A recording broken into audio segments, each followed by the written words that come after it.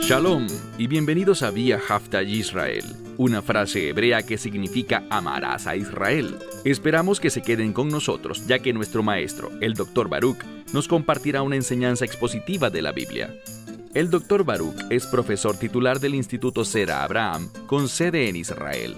Aunque todos los cursos en el instituto se imparten en hebreo, el Dr. Baruch se complace en compartir esta enseñanza en inglés con doblaje al español.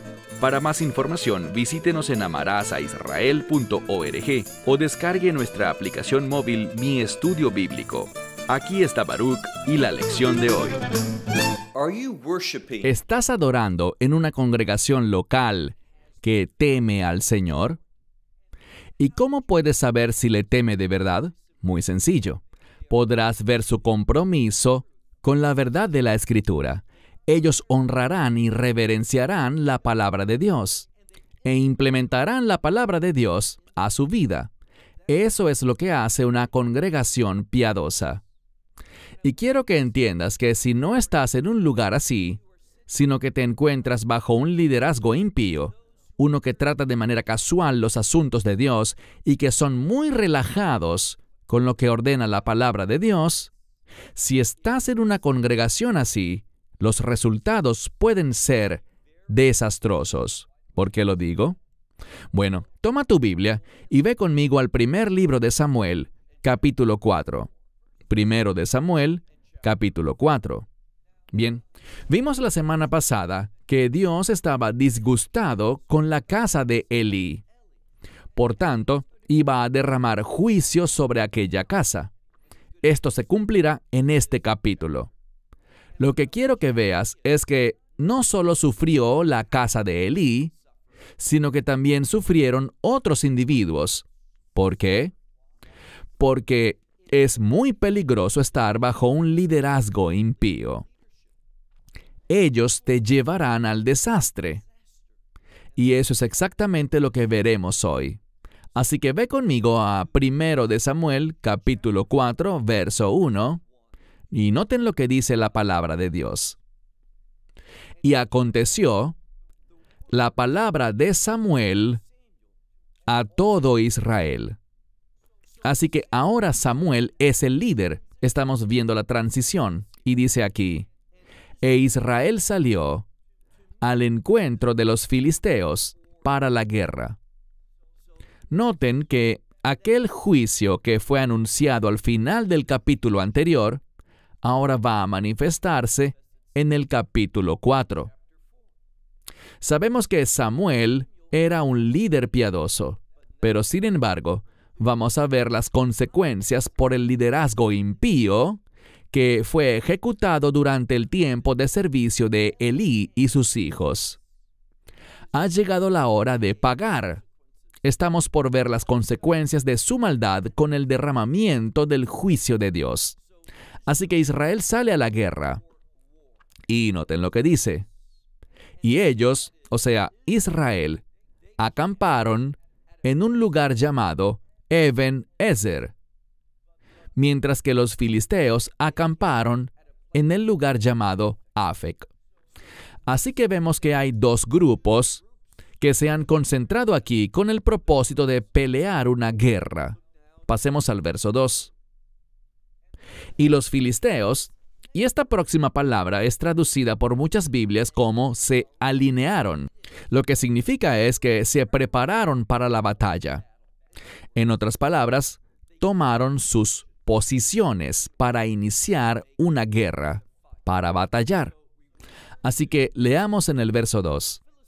Y los filisteos se pusieron en orden para la batalla, para encontrarse con los israelitas. ¿Y qué pasó? Bueno, la próxima palabra es una palabra muy importante. Muchas Biblias hablarán de unirse, pero no es la palabra para unirse. El término habla de guerra y de la consecuencia de la guerra. Esta palabra, si haces un buen estudio de ella, tiene que ver con abandonar algo, dejar algo. Y eso es lo que hicieron los hijos de Israel. Abandonaron sus puestos. Mientras que los filisteos toman su posición, vemos que los israelitas abandonaron sus posiciones. ¿Y qué pasó? Sigue leyendo. Dice, e Israel fue herido delante de los filisteos, y fue herido en el corazón mismo de este campo de batalla, en el campo. Y noten lo que pasó. Dice, 4,000, y la implicación es que 4,000 hombres fueron heridos y murieron.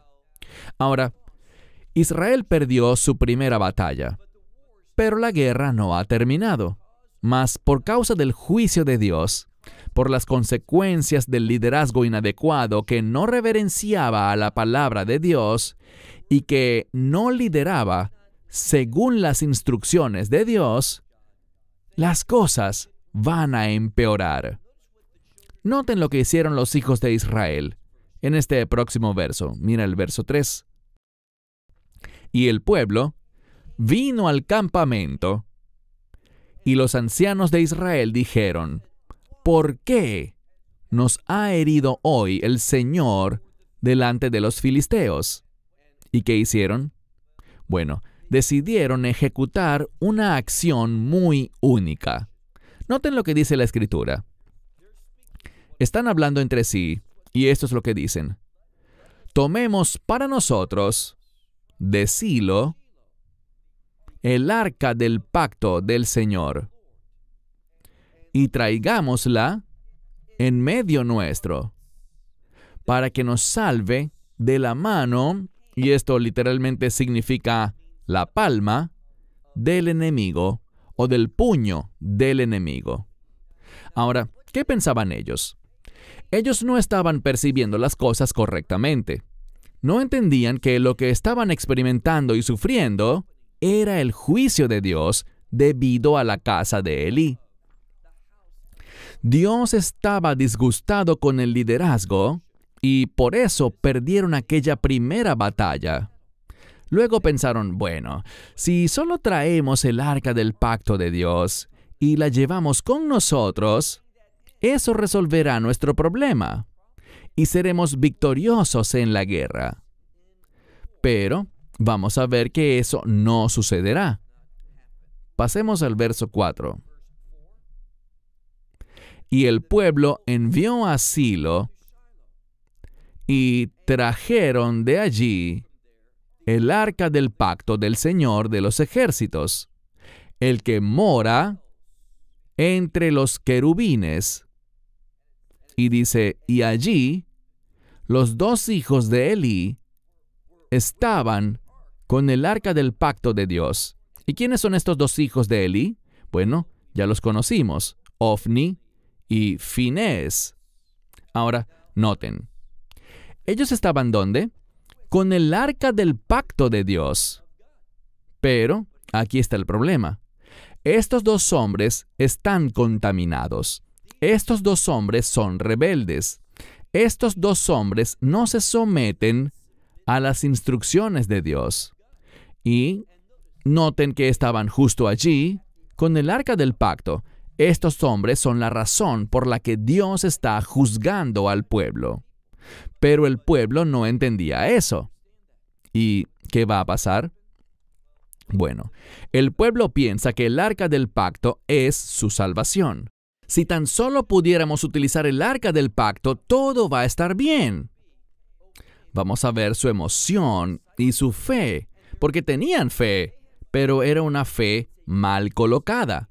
Bueno, vayamos ahora al verso 5. Leemos. Y aconteció que cuando el arca del pacto del Señor vino al campamento, ¿qué hizo el pueblo? Estaban muy emocionados. En otras palabras, sus emociones se desbordaron. Y dice aquí que ellos gritaron. Esta es una palabra que se usa generalmente para gritar de alegría. Y aquí expresa su extremo entusiasmo. Ellos creían que el arca del pacto les daría la victoria, por lo que estaban agradecidos, felices y hallaron consuelo en el plan que tenían. Pero, noten algo más. Todo Israel gritó Y gritaron, y vemos esta palabra, terúa. Esta es una palabra que normalmente se asocia con el sonido del shofar, la trompeta del Señor. No la trompeta de plata, sino el cuerno de carnero. Y dice la Escritura que el cuerno de carnero, ese sonido, debería llamarnos a todos a recordar lo que Dios ha provisto. Ellos sentían que el arca del pacto era lo que Dios había provisto para darles la victoria.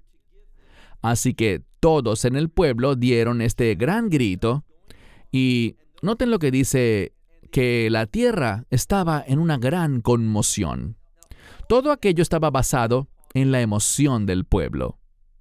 Porque vamos a ver que Dios no estaba allí con el pueblo, que Dios no participará. ¿Por qué?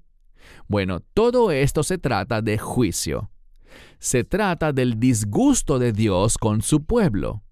Esto se trata de las consecuencias de la rebeldía, la inmoralidad, el pecado y la maldad que mora entre el pueblo. Cuando estas son las cosas que dominan, no debes esperar victoria, sino derrota. Y debes esperar el juicio de Dios. Mira el verso 6. Y los filisteos oyeron la voz de este terúa, este grito, y dijeron, ¿qué es ese sonido de este gran terúa, este gran grito, en el campamento de los hebreos? Y supieron, esto es interesante, dice aquí que ellos supieron que el arca del Señor había venido al campamento. Bien, ¿cómo discernieron eso? No lo sabemos, pero lo supieron. Y entendieron que eso tendría implicaciones serias en esta guerra, o al menos eso pensaban. Pero no sabían acerca del juicio de Dios que había detrás. Avancemos al verso 7. Los filisteos temieron porque dijeron, Dios ha venido al campamento. Y dijeron, ¡ay de nosotros! Porque esto no ha sido, y la implicación es, tenemos dos palabras, etmo y shosho, que significa ni ayer ni anteayer. Es un modismo en hebreo que significa esto nunca ha ocurrido en el pasado. Algo nuevo está sucediendo. Y tenían mucho miedo por esto, porque habían oído acerca de Dios, el Dios de Israel. Habían oído aparentemente acerca del arca del pacto.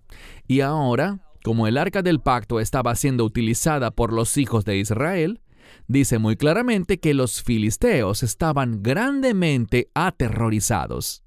Pero fíjense, todo esto está siendo usado para enseñarle una lección a Israel. Que cuando hay pecado en el campamento, no debemos esperar la victoria, sino que cuando hay pecado en el campamento, debemos esperar el juicio de Dios, que conduce a la vergüenza y a la muerte. Consistentemente en la Escritura, donde hay pecado, podemos esperar que la muerte lo suceda. La muerte es el resultado natural del pecado. Y esto es exactamente lo que vamos a ver en este pasaje. Bueno, avancemos. Mira el verso 8. Otra vez. ¡Ay de nosotros! Porque ¿quién nos salvará de la mano de...? Y vemos que dice, de estos dioses. Asimismo, en plural, de estos dioses poderosos. Recuerda algo de los filisteos. Ellos eran idólatras. Tenían numerosos dioses y, por lo tanto, ellos no entendían que para Israel solo existe el único Dios verdadero. Ellos miraban esto desde su propia perspectiva. Y por eso es que dice, mira el verso 8, ¡ay de nosotros! Porque ¿quién nos salvará de la mano de esos dioses poderosos? Estos dioses que hirieron a los egipcios, o sea, a Egipto, con toda plaga en el desierto. Fíjense, ellos recuerdan lo que sucedió cuando Israel viajó durante esos 40 años y cómo Dios les había liberado. No importó el tamaño del enemigo, Dios le dio la victoria a su pueblo. Pero este era el pueblo al que Él le estaba enseñando algo. ¿Qué será?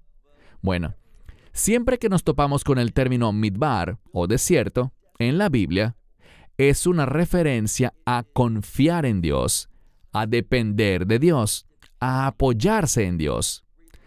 Esto es lo que Dios enseñó al pueblo en el desierto durante esos 40 años. No hacer como sus antepasados, no hacer como aquella generación que salió de Egipto, pero dudó de Dios, sino a confiar en Él. Pero el problema es este. Esta no era la misma generación. Ellos habían caído de nuevo en la falta de fe. No estaban caminando en los mandamientos de Dios. No estaban demostrando obediencia, sino que estaban demostrando los deseos de su carne. Y por lo tanto, las cosas iban a ser muy diferentes a como fueron en el desierto. Dios lo sabía, Samuel lo sabía, pero los filisteos no. Y por eso dijeron, ¡ay de nosotros! Mira ahora el verso 9. Aquí tenemos un vistazo de lo que algunos de los líderes de los filisteos están diciendo. Mira el verso 9. Dice aquí, sed fuertes o fortaleceos, y sed hombres o filisteos. No sea que sirváis a los hebreos como ellos os han servido a vosotros. Tenéis que ser hombres, segunda vez que lo dice, y pelead. Lo que vemos aquí es que a pesar de que se enfrentarían al arca del pacto de Dios, los filisteos iban a pelear de cualquier manera, y estaban siendo llamados a ser hombres e ir a la batalla. Y esto es exactamente lo que ellos van a hacer. Mira ahora el verso 10. Dice aquí, y los filisteos pelearon o hicieron guerra, ¿y qué pasó? Golpearon a Israel. Y el hombre, hablando de los hombres de Israel, pero en singular, expresando que había unidad entre los hombres de Israel, huyeron cada uno a su tienda.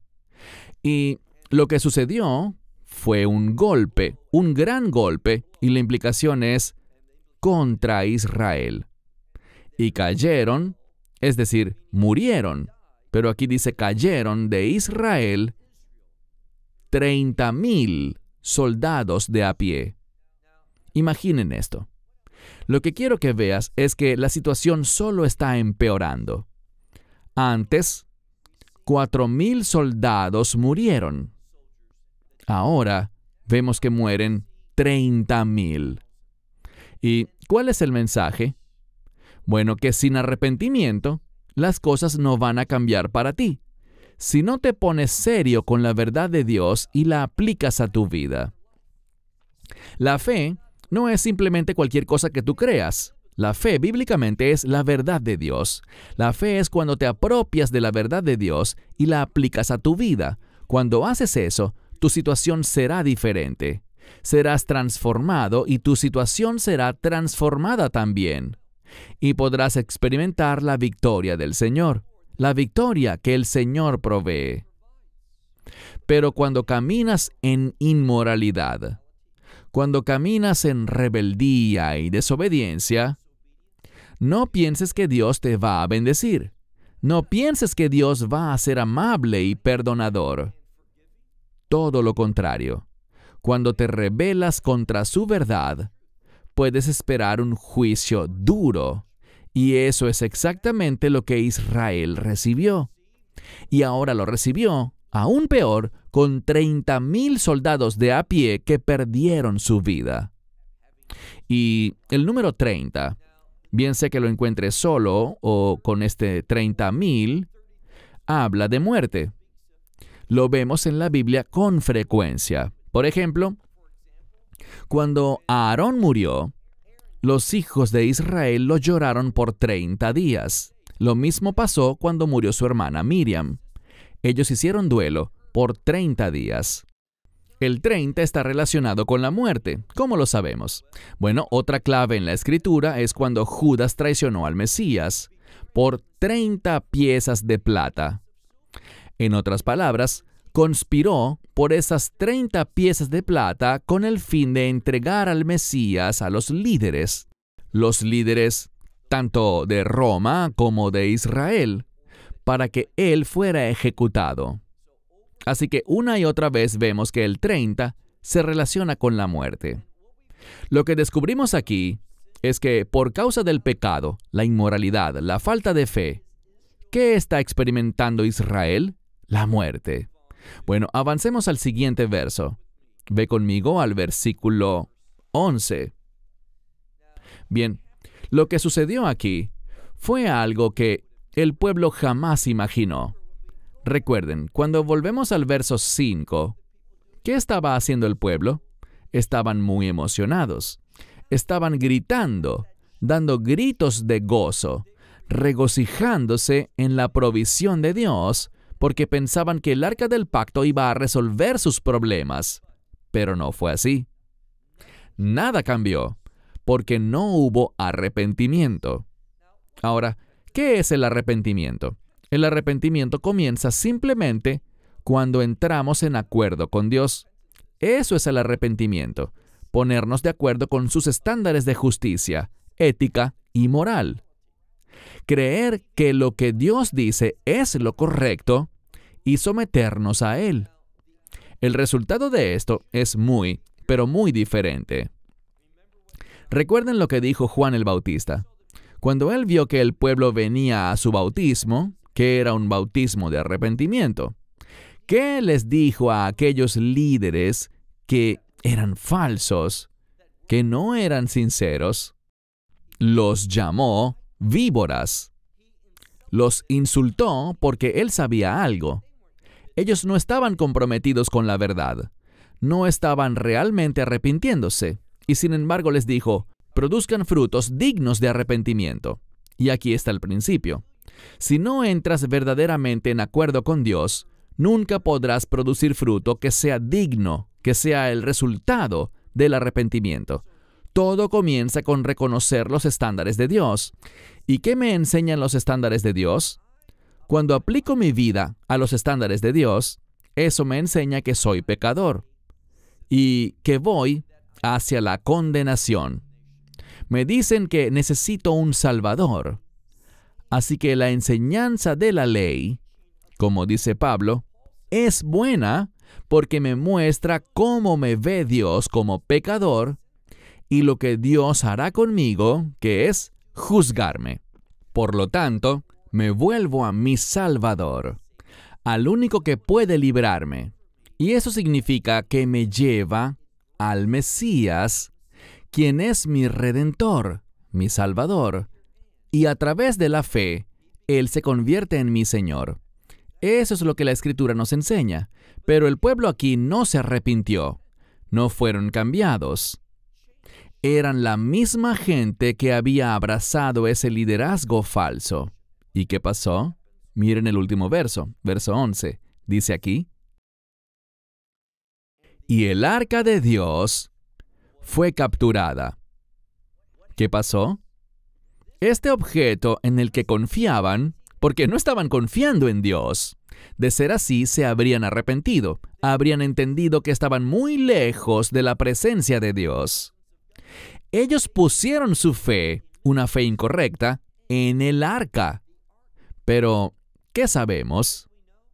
Bueno, no es por accidente que la Escritura indicara que donde estaba el arca, allí también estaban los dos hijos de Elí, Ofni y Finés. Por esa razón, aquella misma corrupción, aquella misma inmoralidad fue traída al campo de batalla. ¿Y qué pasó? Verso 11. Y el arca de Dios fue capturada, y los dos hijos de Elí, ¿Qué les sucedió? Murieron Ofni y Finees. ¿Qué vemos al final? Lo mismo que vimos al principio y que luego vimos a la mitad. Vimos muerte.